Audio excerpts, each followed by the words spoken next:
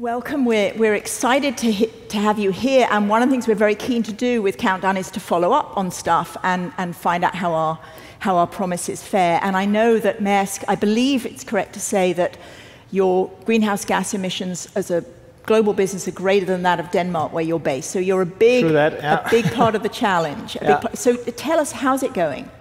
Yeah, thanks, and thanks for having us. And so we have this dream or vision of decarbonizing our heavy emitting business by 2040. So over the next 17 years, and I think some find that almost ridiculously ambitious.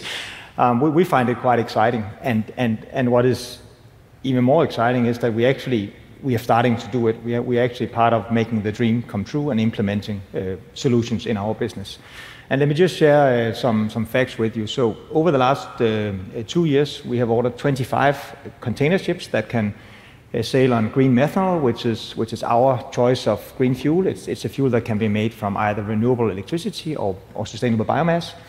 19 of those are being produced as we speak. The first one we took delivery of 3 days ago, so it's happening. We also just announced the first retrofit of an existing oil vessel that can then in the future also burn green methanol, so we can learn how to do that. On the land side, we are building green warehouses, we are electrifying our terminals, we have 425 heavy-duty electric trucks coming into our US market, 58 already deployed, some of which actually just across Lake Michigan in Chicago. We have 25 coming into Germany, so lots of things happening to actually make that dream come true that Jim spoke about 2 years ago. So progress, this is progress.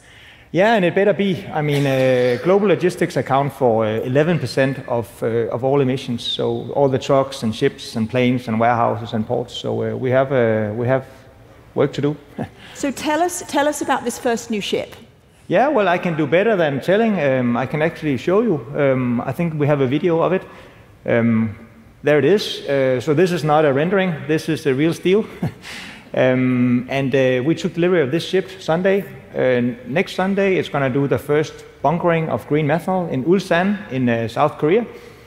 Then she's going to head out with our well-trained Maersk crew to set out for Shanghai to pick up cargo. She's going to stop over in Singapore and in Port Said and in Rotterdam to pick up more green methanol because she has to make it halfway around the world to arrive in Copenhagen on September 13 for name giving, and then she will be deployed in the Baltic Sea for operation. Yeah, now I can see we've got a beautiful map of that route. So yeah, and if I can just say, so this is just one ship, right? And it's actually, for those who know container ships, this is actually a rather small one. But that's really not the point here. I think that the point is that this thing is real, right? It's happening, and not least, it is the first of many. We hear a lot of talk about exponential change and how we need that, and I'll give you some exponential data points. So 3 years ago, there were none of these ships on order, not a single one. 2 years ago, there was one.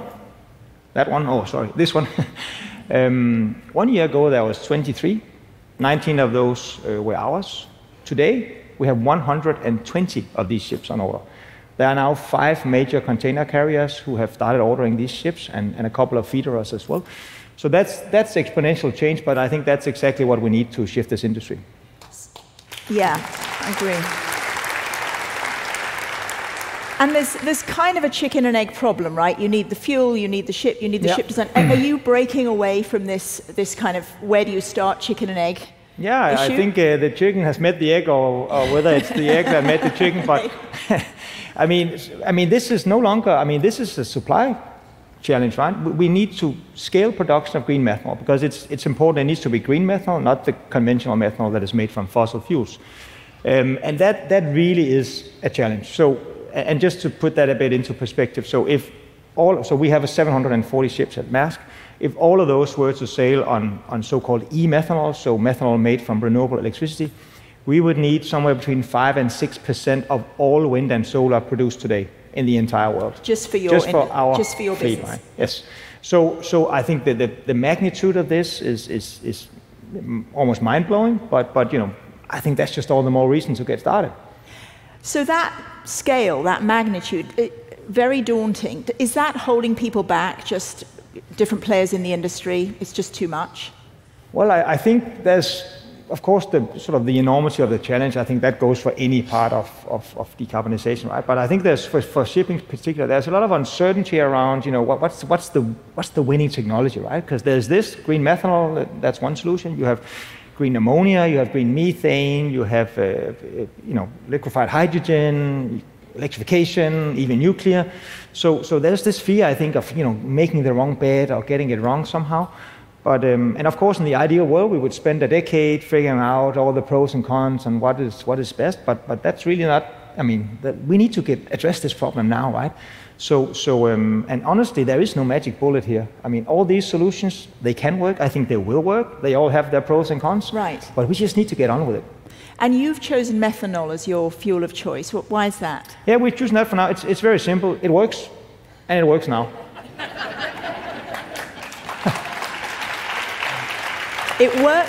It works now, and these green fuels are still more expensive because we've got to build up the volume. Talk to us a little bit about the price issues. Yeah, it almost sounds too easy, right? But and it really isn't, because one of the big challenges is, of course, that these fuels are more expensive, right? So if we take fuel at current oil price, I mean, green methanol can easily be twice, even 3 times the price. So that's, of course, quite a bit. And of course, somebody needs to pay the bill. Who needs to pick up that bill? At the end of the day, I guess it's all of us here as consumers, right? Because it's our consumption that creates the emissions. And the interesting thing is, when you kind of take it through the value chain, it really dilutes. So if you double up fuel price, that sounds crazy, right? Well, that means the freight rate goes up 10 to 15%. And if you take like a pair of shoes or an item like that, that's like 5 cents. And there's actually a quite interesting study by the Boston Consulting Group that shows that most consumer products can be made with net zero footprint, so no emissions in production, at a cost of somewhere between 1% and 4%. So that's really what we're talking about, if we can get it sort of all the way to that doesn't sound too bad. No, I think many of us could afford that, right? I mean, it's 1 year of inflation is really what it is. But the problem is that if all the costs get stuck one place in the value chain, then things don't move, right?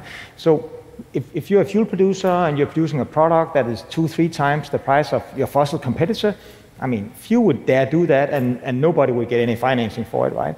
So these fuel producers, they look to the ship owners to make long-term offtake agreements, and we do that. But I mean, last year at Maersk, we spent $8 billion on fuel. So doubling or tripling that's a pretty that's a scary outlook. So we really need to figure out how we can then turn to our customers and have them pay a green premium, and they do. So I think that's really that's what we need to do. We need to get these partnerships across the value chain so that we stand together and we just de-risk the thing. Right. Because when you de-risk, speed goes up. And what we have done so far is we talked to a lot of developers. We have signed up for the ship that we just saw, 10 years worth of fuel for that one. And for the other ones, we have around 30% on letters of intent for our expected consumption by 2030. So that's how we are trying to lean out and lend our balance sheet, if you will. So you're giving confidence to the value chain. Yeah, we're basically taking out commercial risk on these projects, right? And then we, of course, need to turn to our customers to figure out how they can either pass that on to us as consumers, or somehow create a value from that. That's really the challenge we have. Morten, thank you very much. Great to listen to you, and we really wish you well with the rest of the journey. Thank you. Thank you very much.